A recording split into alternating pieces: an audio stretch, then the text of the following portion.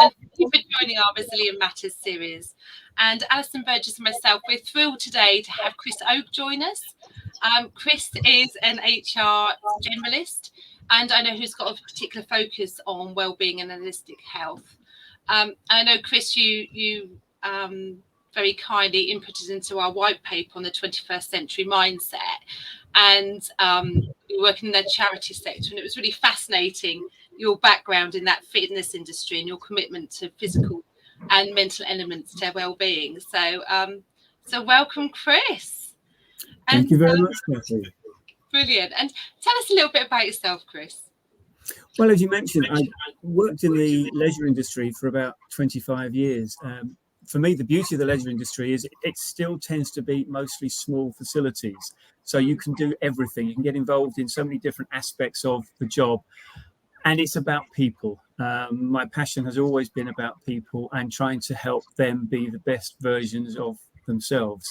In the leisure industry, the focus was always predominantly fitness-based because people would come to those facilities with that aim in mind. But very often, of course, underlying that desire to get fitter were other mental, emotional, spiritual concerns that had driven them towards that as an outlet. So I was always keen to see that we could do the best we could for our customers, but also our staff. As that time progressed, I then became more interested in well-being in a general sense, and it lifts then from just the physical towards the mental, spiritual, emotional, intellectual, and trying to make sure that we have that holistic approach to what we do. And I think one of the great things about moving into the charity sector is within that area of work, the connection to the end goal, whatever the charitable aim is, becomes so much more significant, and staff are passionate about what they're doing and why they're doing it. And our job in HR, I've always found, is to support that passion and to enable people to become the best versions of themselves doing those jobs, to understand how to interact with other people, how to get the best out of themselves as much as out of their colleagues. And I've been working in the charity sector for the last 5 or 6 years, and I find that really, really exciting, and hopefully that's where I will continue to support because of that passion. And our passion should be at the front of what we do, not at the behind of what we do. And something interesting you said there about, how you get that most of the people and kind of harness that passion, how do you do that? I think the first thing is to find out what the passions are. It's something I do quite a lot when interviewing, particularly interviewing for any kind of role. I'm always keen to find out a bit more about the person than what a technical question might reveal. So I will always ask, for instance, what are your hobbies? What do you like to do outside of work? Most significantly, it particularly relates to resilience. What do you do at the end of a difficult day at work?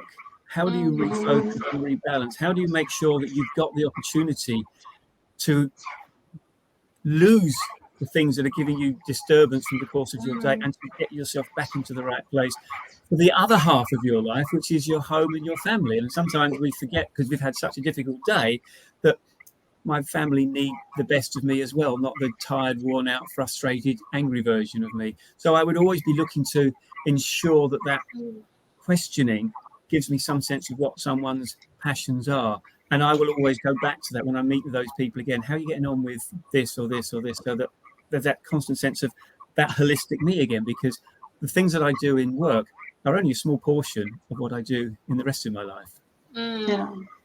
Yeah. And you mentioned resilience there. What does resilience mean to you, do you think, and your team and the people you support? I suppose at its simplest, resilience is the ability to withstand and to bounce back from challenges and whatever trials, tribulations come our way. Within the workplace, I think, if you pardon me using trade names, there's kind of two approaches that most of us have to what goes on. There's the Teflon approach or the Velcro approach. The Teflon approach allows things just to slide away off me. This is finished. This isn't something I have any control over now. My day's over. I'll let it go. I might pick it up again tomorrow, but it's done with for now, and I can let that disappear. The Velcro approach is exactly the opposite, of course, and I grab these things and they stick to me and I carry them around. But the further I carry them, the more they affect me emotionally, psychologically, particularly now that I can't do anything about it until tomorrow. I think this has been particularly amplified over the last year or so, as we've in many cases been at home. I haven't the opportunity to make my way from work to home, release some of that tension, and then when I'm home, I'm me again. And we carry it from one room to another, which is much shorter time frame and much harder to dissipate those concerns. Yeah, people will have rituals, won't they, of how to let things go. I remember speaking to somebody who said, I just walk out the door of the building and I've left it behind. And it's like, they just, as you say, you know, you may be able to shut a door in a house, but if you're hybrid working, or if you, as you know, as we have been during the lockdown, it's around you all the time. You've got to be a lot more, I'm going to use the word discipline, but I hate using that word. But, you know, got a lot more structured about how you handle those sorts of things. Well, it's really interesting point, Alison. What we do in the workplace, as you say, is we can go to somebody else's office and let go. We can let off steam and say, oh, I'm really annoyed about such and such that's happened. But that conversation belongs in the workplace, and it allows me and my colleagues to work something through and to see that's been dealt with, or it's going to be dealt with, or whatever. What is much more complex at home is if there are other people that you share your home with, you come out of a room, you're frustrated, and you say to someone else, oh gosh, I'm really upset about such and such and such and such. But whoever you share that with doesn't really understand the work dynamic, doesn't really know that person. What they'll tend to do is, you need to sort that out, you need to have a word, you need to do this. But that's understandable, but not very helpful. It's something that we need to find a way of ensuring that the conversations that you would normally have in an office environment can be found somewhere, not with your family, because that's not necessarily the people you would share that kind of frustration with. Totally. And it's interesting, isn't it, that hybrid world, because you know there's lots of research and things around at the moment about, you know, new recruits or people new into the world of work. You know, we might have established connections. You know, Chris, I might be able to go, oh, do you want a virtual coffee? You know, but you know, they don't have that network, and potentially as well don't feel that they want to air that when they're still building their reputation and career, you know, to reach out to people. So that's a really hard one to get over, I think. Well, I don't think we've worked out the rules of engagement with regard to virtual conversations. I think it's interesting if we were to roll the clock back a couple of years and ask most employers, can you go to a remote working environment tomorrow? The answer definitely would have been no chance. We haven't got the technology, staff don't know what they're doing, this isn't going to work. But we were all told 2 years ago, you will do this tomorrow, you don't have a choice. That worked, but it kind of worked. I don't think it really worked, because those employers that had already embraced it had understood that there was more to this than just being somewhere else. And they talked a bit more about how do you engage with people. One of the things, and again, very much closely to this conversation topic, when we talk about having a difficult conversation, which comes up a lot in all workplaces, if you have a difficult conversation in a neutral space, at the end of the conversation, however it went, let's say it didn't go so well, I can walk off, I can storm around the building, I can let go of some of that conversation. If you have it at home, that's like inviting your boss, come in and sit on your sofa and give you a bit of chewing out. You would never do that. That's not part of our normal circumstance, but we've now done that. And I can't now take away the fact that my boss has just sat in my front room with me and told me off. And so the room now has all sorts of negative connotations because of that conversation that took place. We didn't think about that when we went into a virtual world.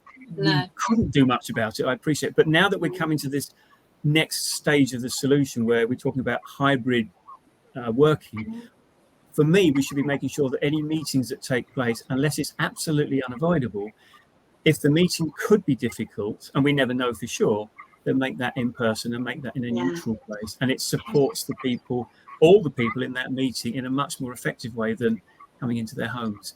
And it's interesting. So do you think, you know, talking about resilience, do you think we need to be more resilient now? You know, talk about hybrid working and, you know, what's happened over the last couple of years. Do you think we just talk about it more? Do you think we just need to be more resilient to the pace of change? I think we do. I think it's like, I suppose it's like a muscle. We need to exercise our resilience and learn what resilience is for us. And one of the things I'm very conscious of, particularly with regard to resilience, is the internal dialogue that we have with ourselves, the language that we use, the way that we talk to ourselves of the experiences that we've had. so many times you'll hear people saying, I'm really not look forward to this meeting. This is going to be a really difficult conversation. That's already what you've placed out there. And flexing that muscle to say, I'm looking forward to having this conversation. This could be really enlightening. It's the same conversation, but I'm approaching it in one way or the other. And the outcomes will tend to be the outcomes that I'm expecting. And if I'm talking about it being a difficult conversation, then it probably will be. It's an interesting one. I was thinking about this yesterday. We often talk about so-and-so being their own worst enemy. You don't often hear somebody saying he's his own best friend. No, that's true. Very true. So true. We might have to nick that, Chris. I was just thinking that. But no, absolutely. That chatterbox and that power of belief in how we go into any situation. It's not only, we haven't just all gone in with a bad mindset, but what we do is actually have micro behaviours that we probably don't even notice we do before we've got going. So we're already sitting there a little bit defensive. We don't know we're doing it. So that power of belief and the mindset we walk into any situation is so important. It's absolutely essential. We can exercise that muscle. We can encourage ourselves to use different language. And again, one of the things that comes up a lot for me, often if you ask people at the beginning of the day in the office, how are you? Surviving, all right, still here. And it's that kind of, not necessarily negative, but certainly not positive, effusive response. We could say really well, top form, enjoying myself. That encourages other people to feel the same way. And it does affect our sense of resilience, because using that language draws us downwards rather than lifts us up. And again, we have those opportunities. And it is a muscle for me that we need to flex, and thinking in terms of what words will I use to talk about these engagements, this discussion, what I've got to do today is our choice. We can use whatever language we like, but you need to think about that consciously and ongoing in order for that to become the easiest way for you to express yourself.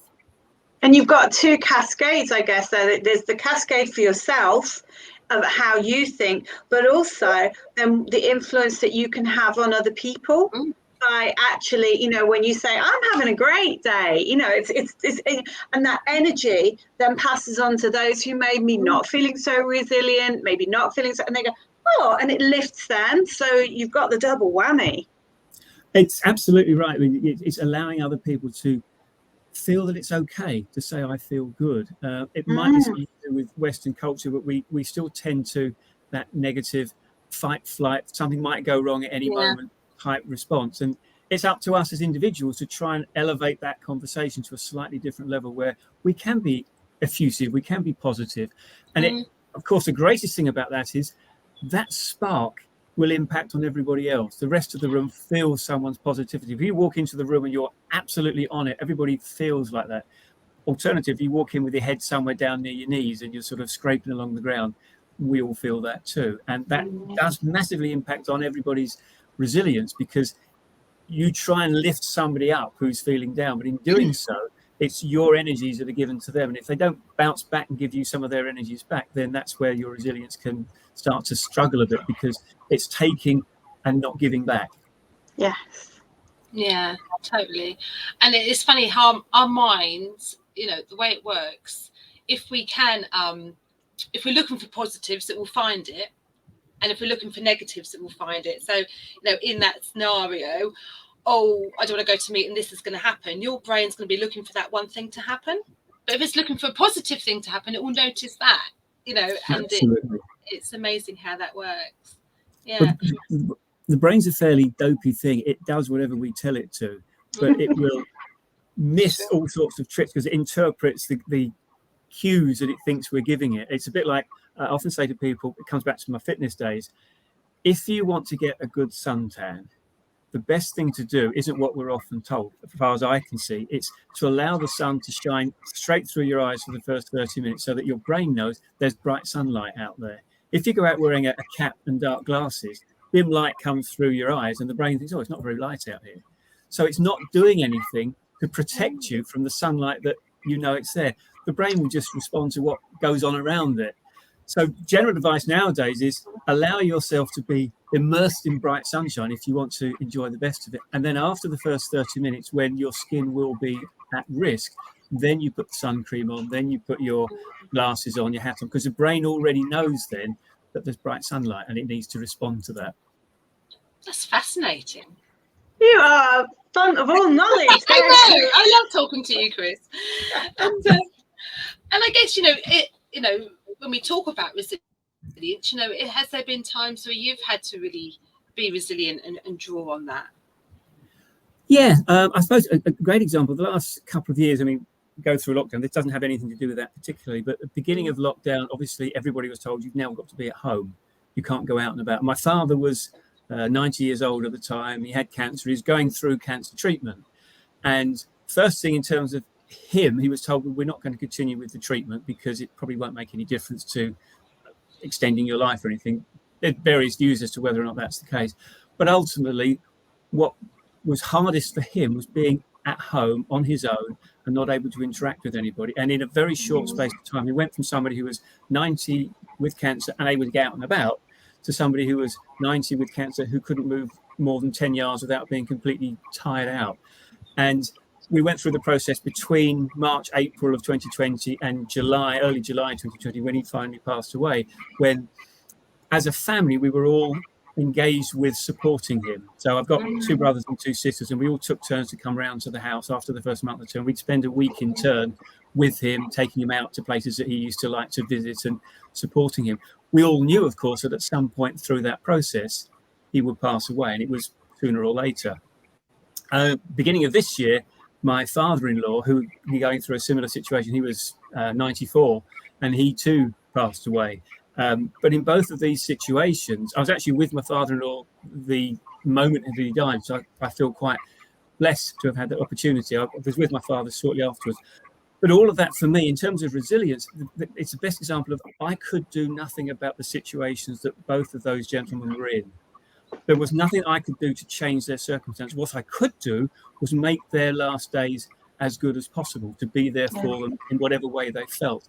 But I didn't carry any of that with me after those events. I let go because that was what life was doing in their situation. My job, as I saw it, was to be there, to be supportive for my wife in the case of her father, but also with my family, but not to carry that. That wasn't a burden that I needed to carry. And my own resilience wasn't impacted. But it was, for me, a great example of how to approach this kind of situation, which could very easily leave you feeling very depressed. And often in that kind of situation, people will talk about they've had a terrible year. It's been really bad. And when asked, they'd say, my father died or something like that. That's one event on one day. And again, it's back to this focus on things and where we choose to expend our energies. I knew there was nothing I could do to change that, but I could make that as good an experience for those two gentlemen as possible. Wow. And that's really interesting. Particularly that what you can control and what you can't. Because I guess, with that philosophy, you probably carry that through maybe a lot of your experience as well, which might keep you resilient. For me, it's really important. The other thing that comes with that whole concept of resilience is enjoying what you do, being passionate about what you do, and being your own counsellor. This is something that comes up a lot, particularly in workplace resilience. I often say to people, particularly where I work, but you counsel other people, how would you counsel somebody else with the circumstances that you've just presented to me? What would you say to them would be the best thing to do? And most of the time, they'll say the opposite of the thing that they are currently doing. Because, I can't really do that because life doesn't allow me. But your intuition's telling you that that's the best thing for you. And you're overriding your intuitive response, which almost always is absolutely correct. But we've kind of switched off from following what our heart's telling us to following what our brain's telling us. And our brain says, you've got bills to pay, you've got a family, you've got commitments. Your heart's saying, but you're not happy. Isn't your happiness the most important thing in your life and your well-being and your ability to do what you do to the best of your ability? And it's usually followed with a yes but reply, which is something that I find quite sad. And it's understandable, but where we are counselling ourselves, we have an opportunity, as I said, to listen to what the heart is telling us. It's interesting, there was a book I was reading back end of last year. It's called The Heart Math Solution. One of the key elements of the book was talking about, I don't know if you know this, the heart had its own nervous system. Okay. No. So if there's a heart transplant operation, if you think about it, as part of the operation, I need to disconnect the old heart and put the new one in. But the heart is no longer connected to the brain. The new heart that goes in, because we don't yet have the surgical capacity, cannot be connected to the neural pathways in the brain. But the heart knows what it's doing anyway, because it has its own nervous system and it continues to beat, continues to work. More significantly, the heart and that whole intuition, gut reaction thing absolutely works, even with this new heart in situ, and it gives us the guidance that we need, so long as we open these up wide enough to hear it and listen to it. And again, for me, and in discussion with regard to resilience, doing what feels right for me is really, really important. Even if I think it might be difficult in some other areas of my life, my health and my well-being should be at the front of all the conversations that I'm having with myself, not after the yes but conversation. Yeah, and that's fascinating. So Kathy and I are now talking over each other. No, I think it comes back to that whole idea about the being your own best friend thing as well, doesn't it? It's like you listen to your best friend. You will go, oh, they know me so well, but you know, how well do we know ourselves? And I think certainly, I would say I've had people talk about in sort of the whole lockdown thing, and I'm not going to use the word journey. I'll put it over there. But lots of people have got to know themselves better through this because they've spent more time with themselves, and they, you know, and in some cases they've listened to themselves, and in some cases they haven't. But actually, you know, knowing yourself and knowing what matters to you and listening to yourself enables you to be more sort of authentically you, which then sits better in your body, sits better with your heart, sits better with your gut, sits better with your intuition. It all starts to resonate the same way. Absolutely. And I see it come up in coaching all the time. You know, people are really harsh on themselves. And when you ask the question, well, if this was your best friend, what would you say? You know, they turn around and go, well, I'd say they are worthy and they can do this. And you think, yeah, but you wouldn't say it to yourself. So we're so critical of ourselves. Like you're saying, it is turning off that chatterbox or that inner dialogue and listening to what's sitting there within us, you know, like you say, rather than the peripheral, oh, I've got to do this, I've got to do this, all them barriers that we can put up against ourselves, really. And I think one of the things that also really exemplifies is that the only person in our life who's with us all of our life is ourselves. And if we don't engage positively with that person on a consistent level, we're always going to struggle. And what tends to happen is we seek external validation, external support. But wherever that comes from, it's only going to be partial. It's going to disappear after a period, and it's going to leave us again on our own responses. And that's where it comes back to this internalization of whatever's going on and that internal discussion of whatever's going on. If I can't love me and enjoy me being me and understand the relationships I have with myself and with everybody else come from that sense of me being me, I'm always going to struggle. I'm going to seek that external support. I have no problem with employers, and I absolutely support this through that wellbeing process, providing means of supporting their staff's wellbeing. I think that's absolutely what we should be doing. But ultimately, it has to come from me doing something about me and wanting to access these facilities that employers are offering or do something about it. But I have to live with me all of the time. And therefore, I need to make sure that relationship that I have with myself is a really positive one. And I pat myself on the back. I take pride in the things that I've done well. I find, particularly nowadays, again, ensuring that I do something each day that I really love is important. It doesn't have to take very long. It doesn't have to be some big event, but something that brings me joy.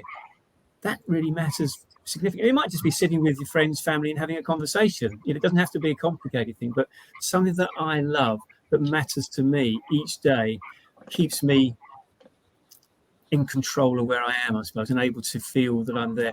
And it's so often the case, of course, we talk about all these things that have happened in our life, these difficult situations. And again, the only person that was in all of those difficult situations is me.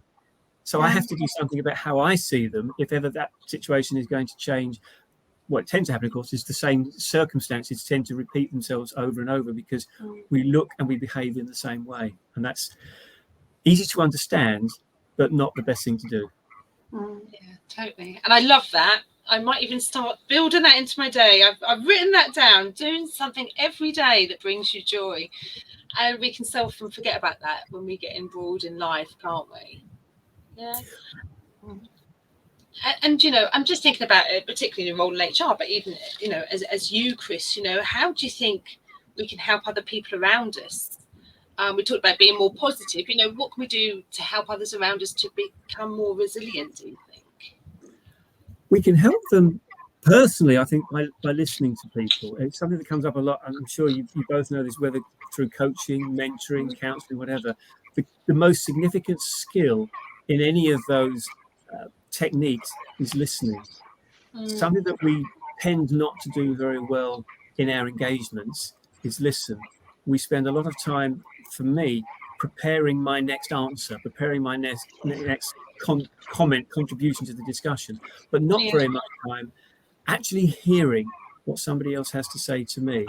What I think that leaves us doing, and that's where I feel this comes into such a significant part of the workplace, and specifically in the HR environment, just sitting down and having all the time that somebody needs to listen to them, to hear what their concerns are, and sometimes to give an insight, because if talking to people properly, you'll often pick up what they don't see or feel or hear in the mood that they're expressing to you. I was talking to someone the other day, and they were talking about some situations they'd encountered at work and used a number of words like angry and frustrated and painful. I said, you may not know this, but in our last 5 minutes of conversation, this is the language that has been coming through you. That's where you sit. That's the words that you use. This is when we can then talk about, how do I respond to that? What do I do? It's not necessarily for me to tell you what to do about it, but to open your eyes to the fact that you're using that language is really important. I think that one of the other main things that we can do is that different perspective. Most of us can only see a situation from where we are.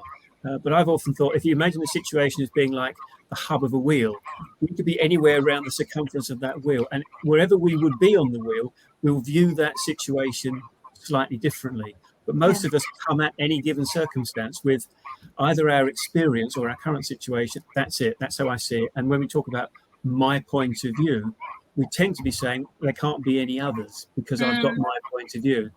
So my perspective balance would be to say, there may be other ways to look at this. It doesn't have to be just the way that you see it. And asking maybe again the people that I'm consulting with, how else do you think you might look at this? How else do you think you might approach that relationship with somebody else? If you go at it in the same way, you'll almost always get the same results. Yeah, and I love that whole listening deeply to understand and offering new perspectives. And you know, certainly in coaching, you know, whether it's self-coaching or, you know, writing a reflection log, you know, and coming back to it, however you kind of do it, that's the powerful bit, isn't it? Holding up that mirror and trying to think, well, how else could I look at this? It's really powerful. It is. It's understanding that there are an infinite number of ways to view any given situation and probably an infinite number of responses to it. And I think it's really encouraging that more and more employers are now talking about giving their staff the freedom to fail, allowing them the chance to take risks, learning from every experience. I think it's not quite right that we talk about the fact that you only really learn from failure. I think we can learn massive amounts from success too, and we need to make sure that we don't take that out of the equation. If something went really well, we should do all the same evaluation as to why did that go really well? What did we get right that we might not have noticed in the normal process? But allowing staff the opportunity to try things, to have a go, to see if this will work is so significant in terms of their growth and their understanding of their capacity. And it comes back again to resilience. I know that things won't always go right. And I know that that's not a problem because I learn from that process and I develop greater awareness of myself and my relationships through having had a go, not trying. And again, I suppose coming from a sports background, which is such a kinesthetic world anyway, you've got to get out there and try things and feel things. And it didn't matter that somebody stumbled all over you. You learned from that experience and you know you go in a different way next time. And it's a bit like boxers learn very quickly in the ring how to roll with a punch. And what a boxer does, this is why they learn to skip, it's why they learn all sorts of movement on their toes. If somebody hits most boxers, the majority of the time, they move with that punch. They move away because they're on their toes and it doesn't impact as much on them. The rest of us tend to stand flat-footed, and we do exactly the same in work. So when something hits us, it hits us like a train because we're resisting that force. What we need to do is actually allow the force to push us and move with the force rather than move against it. It's counterintuitive because your natural reaction is to push into things. But actually, if we take the boxer's approach, it's much easier to allow the thing to push you away and then come back later.